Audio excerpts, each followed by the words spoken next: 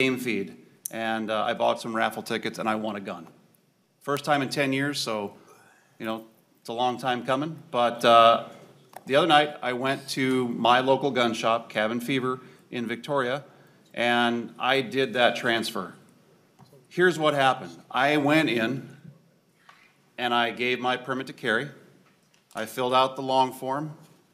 I watched the person in front of me do the telephone NICS check, came back, everything was good. That took them about 18 minutes, and I'll give them 15 minutes because we were chit-chatting for 3 minutes of it.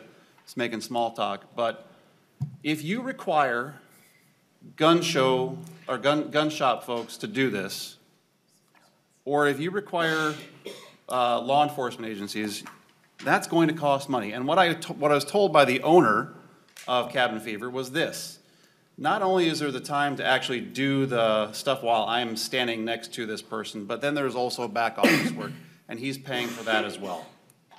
So now you've created an unfunded mandate on private business that is in pursuit of fixing a problem for things that are already illegal. I'm stymied by it, and I am going to vote no. Probably not a shock to any of you, but I'm voting no. And Mr. Chair, I would ask for a roll call on the bill. Roll call has been asked, and roll call shall be taken.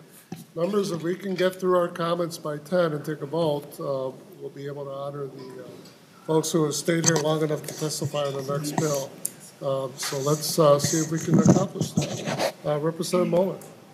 Thank you, Mr. Chair. And you know, just to be clear here, transfers to ineligible persons right now aren't illegal unless the person transferring the gun knows that the purchaser is prohibited by law from possessing that gun. So we are trying to fix a problem here that's not going to solve every problem. And I really liked what the doctor said.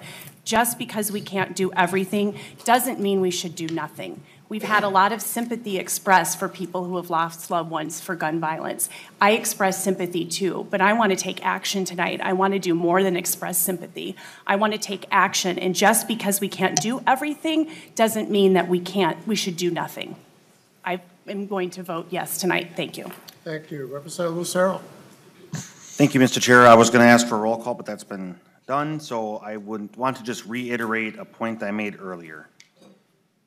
There is no government that should stand in the way of a person that is going to defend themselves against substantial bodily harm or any type of bodily harm.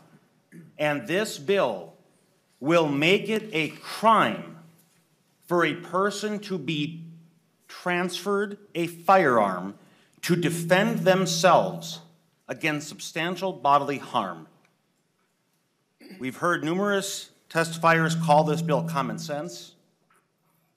This bill is not common sense. It defies every imaginable definition of common sense that a person would be considered a criminal to have a firearm transferred to them to defend themselves. Again, a fundamental human right. I urge members to vote against this bill. Thank you. Very well. Thank you. Representative Howard. Thank you, Mr. Chair.